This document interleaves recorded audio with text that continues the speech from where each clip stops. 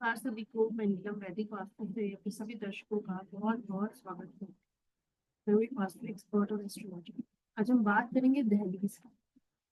दहलीज क्यों इम्पोर्टेंट होती है? क्योंकि दहलीज इसलिए इम्पोर्टेंट होती है क्योंकि वो हमारे घर का प्रवेश द्वार है। किसी भी चीज को आप देखो, जब भी हम कोई चीज करते हैं या स्टार्ट करते हैं तो उसका प्रवेश होता है ना, फर्स्ट स्टार्ट होता है ना। तो ऐसे ही जब आप किसी घर में एंटर करो या किसी दुकान में एंटर करो तो वो बहुत इंपॉर्टेंट और महत्व रखता है। देखो आजकल के लोग वास्तु को लेकर कितने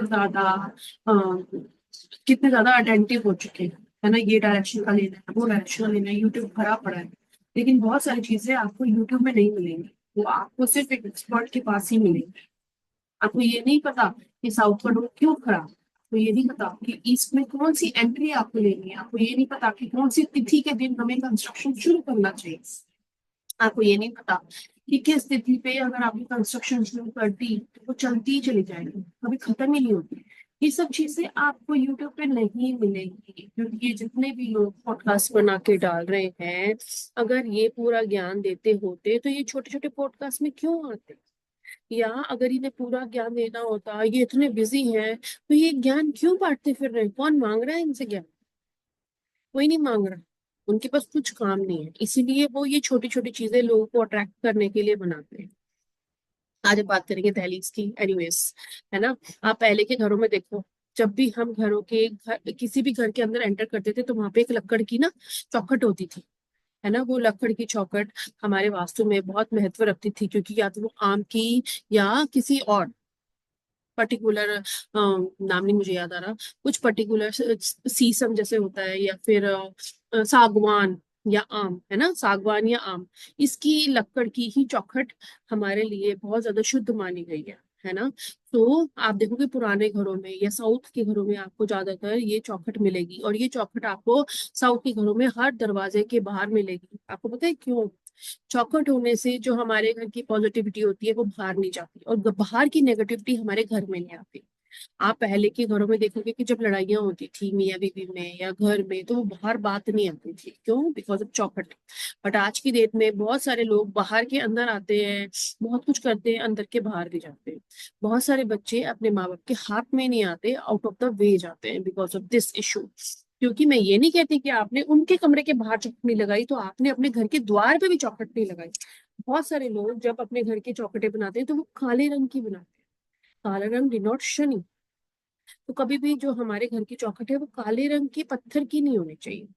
चौखट अगर आपको बनानी है तो वो लक्कड़ की या वाइट कलर की मार्बल की होनी चाहिए। पत्थर शनि को डिनोट करता है और नेगेटिविटी को, राहु को कंट्रोल करता है। चौखट बना के शनि राहु को वही रोक देता है कि आप अपने नेगेटिव चीजों को अपने तक ही रखें, अंदर ना आने दें। इसीलिए हम चौखट बनाने पे, द्वार भेद बनाने पे इतना ज्यादा इम्पोर्टेंस देते हैं। इसीलिए हम कहते हैं कि इस डायरेक्शन में अगर आप ये चीजें डाल देंगे तो आपका घर एकदम पवित्र हो जाएगा। इसीलिए जब नई नई लड़की शादी करके आती है तो चौखट पे ही चावल रखे जाते हैं और उसको पैर से फिर वो पुश करती है, जो आपके घर में बरकत देती है, क्योंकि वो वीनस है ना। वो घर के अंदर आई है तो हमारे घर में सुख समृद्धि और लक्ष्मी।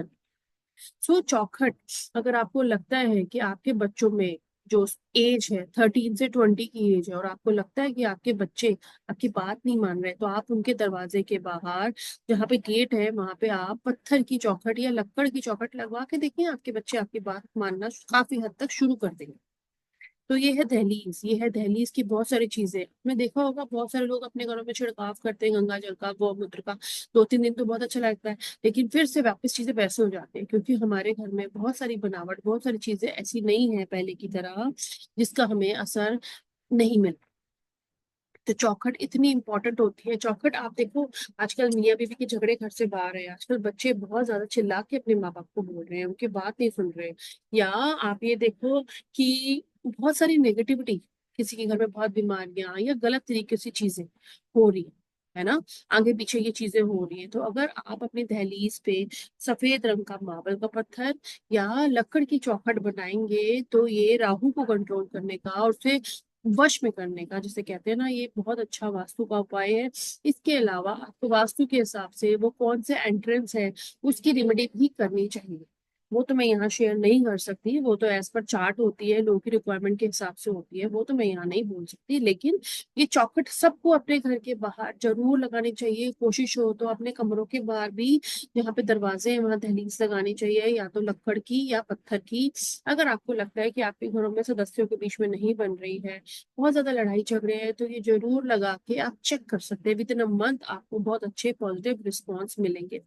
या अगर आपको लगता है आपके घर में बहुत ज्यादा लड़ाई झगड़े हैं, तो एक उपाय मैं लाल किताब का ये भी बोलूंगी कि जब आपके किचन में खाना बन रहा हो, तब आप किचन में ही बैठ के काले सफेद रंग के कंबल के ऊपर बैठो, है ना, और वहीं गरम गरम बनता हुआ खाना खाओ। तो ये भी राहु के नेगेटिव इफेक्ट को खत्म करता है।